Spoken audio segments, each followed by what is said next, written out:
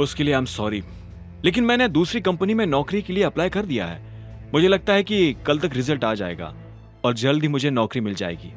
यह सुनते ही शर्मिला कुड़ गई और बोली, तुम क्या मुझे बेवकूफ समझ रहे हो? अकरम ने तुम्हें नौकरी से निकाल दिया और तुम्हें लगता है कि कोई और तुम्हें नौकरी दे देगा? ऐसे में वो अपनी जगह से उठा और सीधा अनन्या के कमरे की तरफ बढ़ने लगा। जब शर्मिला ने उसे ऐसे बिना जवाब दिए जाते देखा तो वो चिल्लाते हुए बोली, बस यही आता है तुम्हें? भागना, भागो भागो और भागो। अगर एक दिन मैंने तुम्हें अपनी बेटी की जिंदगी से नहीं भगा दिया तो मेरा नाम भी शर्मिला नहीं।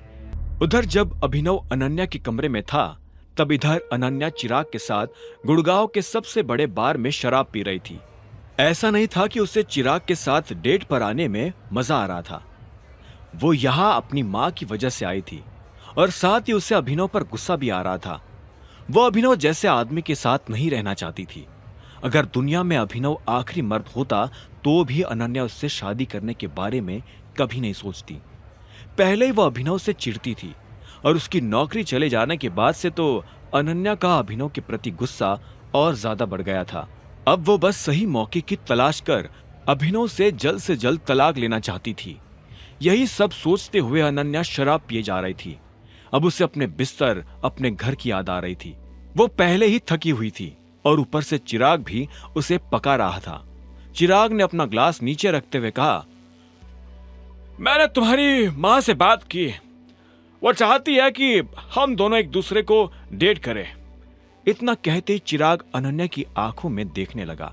अनन्या ने भी उसे एक सेकंड के लिए देखा और फिर अपनी नजर दूसरी तरफ घुमाते हुए बोली, तुम शायद भूल रहे हो, आई एम मैरिड। चिराग उसकी बात सुन धीरे से हंसा और बोला, मुझे मालूम है और ये बात तुम्हारी माँ भी जानती है, लेकिन हम लोग ये भी जानते हैं कि अभिनव कौन है। वो एक बेकार, सड़क छाप और आवारा लड़का है। उसकी वैल्यू एक डस्टबिन से ज्यादा नहीं है। सबको पता है तुम उससे दूर जाना चाहती हो और इस चीज में मैं तुम्हारी मदद कर सकता हूं। चिराग के चेहरे पर मुस्कान थी। अनन्या ने एक पल के लिए उस मुस्कान को देखा और उसके बाद फिर से अपनी नजर फेर ली। यह सच था कि वो अभिनव को नहीं चाहती थी, लेकिन इसका यह मतलब भी नहीं था कि वो चिराग को चाहती थी। वो बस अकेले रहना चाहती थी और अपनी जिंदगी का मजा लेना चाहती थी। इसलिए अनन्या ने कहा, चिराग, मुझे इस सब में कोई इंटरेस्ट नहीं है और मैं शादीशुदा भी हूं, एटलीस्ट फॉर नाउ। तो जब तक मैं शादीशुदा हूं तब तक मैं किसी के साथ चीटिंग नहीं कर सकती हूं। यह सुन चिराग ने एक गहरी सांस ली और बोला, I like you a lot Ananya, और ये तुम्हारे लिए बहुत बेनिफिशियल हो सकता है।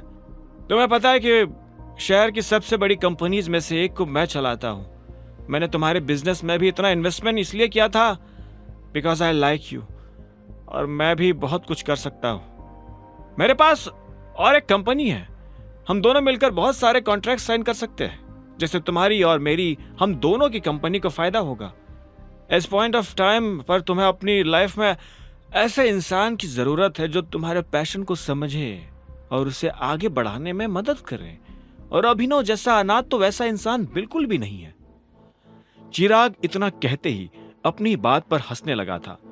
वो जिस तरह से अभिनव की इंसल्ट कर रहा था वो अनन्या को जरा भी पसंद नहीं आ रहा था। इसलिए अनन्या ने कहा, प्लीज थोड़ा ठीक से बात करो, उसने अपने पेरेंट्स को खोया है, तुम्हें उसके बारे में इस तरह से बात नहीं करनी चाहिए। चिराग ने यह सुनकर एक गहरी सांस ली और बोला, मुझे नहीं लगता कि तुम्हें इस लड़के से ज्यादा होप रखनी चाहिए। वो तो ठीक से स्ट्रगल भी नहीं कर सकता।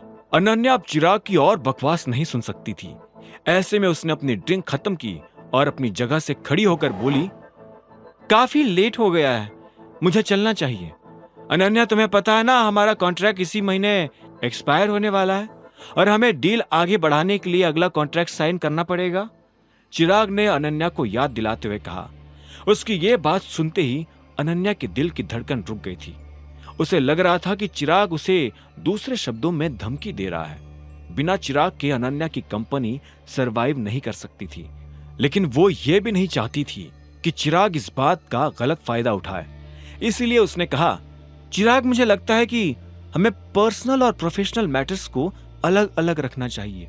यह हम दोनों के लिए बेहतर होगा। अनन्या की बात सुन चिराग मुस्कुराया। उसने अपनी ड्रिंक खत्म की और अपनी जगह से खड़ा होते हुए बोला, चलो मैं तुम्हें घर छोड़ देता हूं। इतनी रात को कैब से घर जाना गुड़गांव में सेफ नहीं है। यह सुनते ही अनन्या ने हाँ में सिर हिला दिया, लेकिन उसके दिमाग में अभी भी चिराग की बातें घूम रही थी। अब आगे क्या होने वाला था? क्या चिराग अनन्या के साथ साइन किया हुआ कॉन्ट्रैक्ट कैंसिल कर देता? क्या अपनी कंपनी को बचाने के लिए अनन्या अभिनव को डिवोर्स दे देगी? कुछ देर के बाद चिराग की गाड़ी अनन्या के घर के बाहर पहुंच चुकी थी। जैसे ही अनन्या दरवाजा खोलकर बाहर निकलने ही वाली थी कि इतने में चिराग ने कहा, भूलना मत कि कॉन्ट्रैक्ट मेरे हाथ में है अनन्या, और तुम्हारे डिसीजन का उस पर बहुत बड़ा असर पड़ सकता है। इसलिए जो भी फैसला करो सोच समझ कर करना। अनन्या का मन तो कर रहा था कि वो चिराग से इस बारे में बहस करे, लेकिन वो जानती थी कि लगाम चिराग के हाथ में थी। इसलिए उसने सिर्फ हाँ में सिर हिलाया और नीचे उतर गई। बगीचे से घर के दरवाजे तक जाने में अनन्या कई बातें सोच चुकी थी। वो चिराग से शादी तो नहीं करना चाहती थी, लेकिन अपनी कंपनी को बचाने के लिए उसकी जिंदगी में यह नौबत भी आ सकती थी। उसे लग रहा था कि वो कुएं से निकलकर खाई में गिरने जा रही थी। इससे पहले कि अनन्या अपने घर का दरवाजा खुलवाने के लिए घंटी बजाती, अचानक से दरवाजा अपने आप खुल गया। दरवाजे की उस तरफ अभिनव खड़ा था। अभिनव को यूं अचानक अपने सामने देख अनन्या के दिल की धड़कन बढ़ गई। जब उसने अभिनव के चेहरे को देखा तो पहली बार उसे ऐसा लगा कि अभिनव काफी हैंडसम है। भले ही वो गरीब था, लेकिन ये बात कोई उसका चेहरा देखकर नहीं कह सकता था। अनन्या ने अभिनव से कड़क आवाज में पूछा, तुम यहां क्या कर रहे हो? उसे उम्मीद नहीं थी कि वो अभिनव को दरवाजे पर इस तरह से पाएगी। तुम कहां से आ रही हो और क्या किया तुमने? चिराग कहाँ है? जैसे ही अनन्या अपने कमरे में जाने वाली थी कि इतने में अभिनव ने उसे रोका और बोला, तुम्हें अंगूठी चाहिए ना?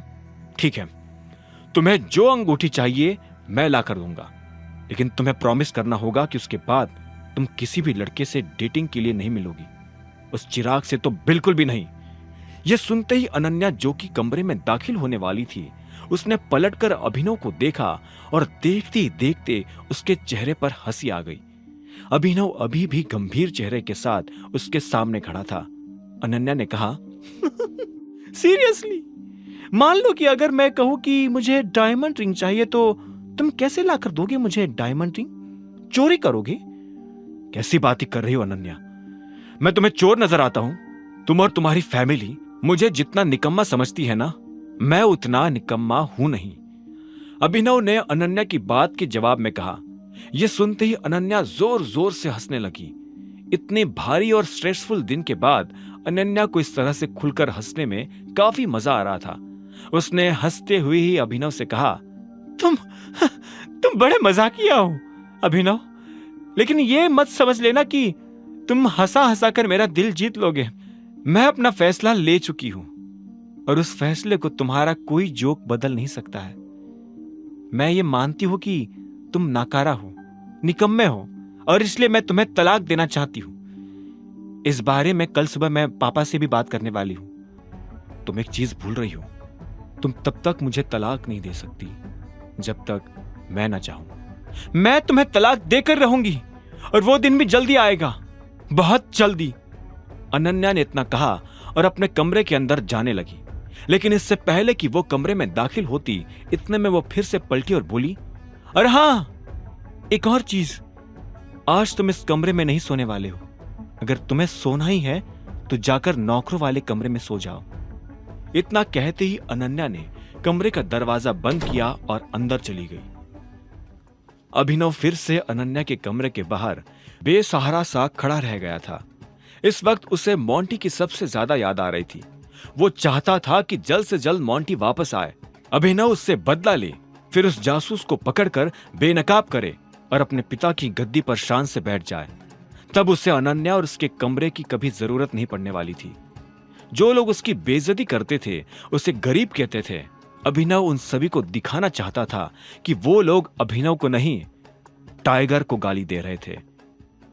नहीं, अगर मुझे लोगों को बताना पड़े कि मैं टाइगर हूं और तब वो मेरी इज्जत करे, ये अच्छा नहीं है। इन लोगों की इज्जत तो मैं कमाऊंगा, और वो भी इन्हें बिना बताए कि मैं कौन हूं।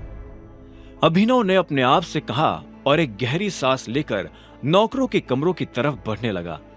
जब वो कमरे में दाखिल होने ही वाला था कि तभी उसके फोन पर एक मैसेज आया। ये मैसेज प्रोटॉन पब्लिसिटी नाम की एक कंपनी की तरफ से अभिनव को आया था। वो अभिनव को अपनी कंपनी में नौकरी पर रखना चाहते थे। अभिनव ने इस कंपनी का बहुत नाम सुना था, लेकिन जब उसे पता चला कि ये कंपनी उसी की है तो उसके होश उड़ गए। उसने सपनों में भी नहीं सोचा था कि वो इतनी बड़ी कंपनी का मालिक हो सकता है।